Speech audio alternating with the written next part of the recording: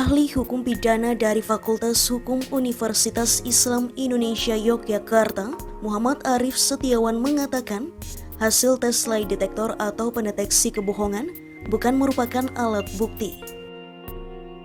Menurut Arif, lie detektor hanya salah satu instrumen yang digunakan penyidik untuk memeriksa para tersangka dan saksi.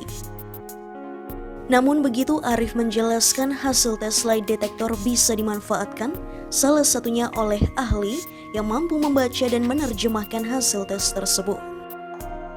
Hal ini disampaikan Arif ketika menjadi saksi yang meringankan untuk terdakwa Kuatmaruf dalam sidang kasus pembunuhan berencana Brigadir J, Senin 2 Januari 2023. Saya beranjak ke persoalan lie detektor, Pak. Lie detektor ini heboh akhir-akhir ini dan jadi bahan kemana-mana dan melebar kemana-mana, Pak. Nah, terkait lie detektor, Pak, ya, dalam sistem pembuktian pidana kita, seperti apa dipandangnya, Pak? ya, kalau lie detektor kalau dilihat dalam pasal 184 KUHP itu kan tidak termasuk ada di sana.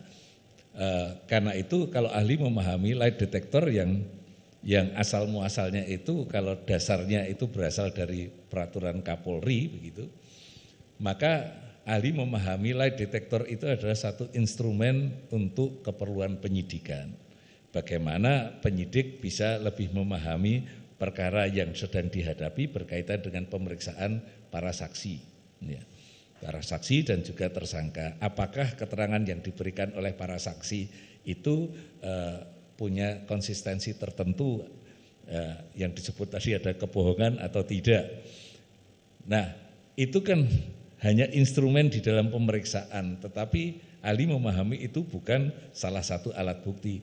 Tetapi kalau hasil dari lie detektor itu dilakukan dengan prosedur yang benar, masih mungkin dimanfaatkan untuk dinilai oleh ahli yang mempunyai kompetensi untuk bisa membaca dan kemudian menerjemahkan hasil dari lie detektor itu. Dengan demikian yang dipakai sebagai alat bukti bukan hasil dari laporan lie detektornya tadi, tetapi adalah pembacaan dari itu. Masih dalam sidang yang sama, Arif juga mengatakan tidak semua orang yang berada di TKP suatu peristiwa pidana turut serta menjadi orang yang melakukan tindak pidana. Menurut Arif, hal ini bergantung pada keikutsertaan orang-orang tersebut dalam kesepakatan terjadinya tindak pidana. Untuk itu, Arif menilai ada atau tidaknya kesepakatan ini diperlukan adanya unsur pembuktian.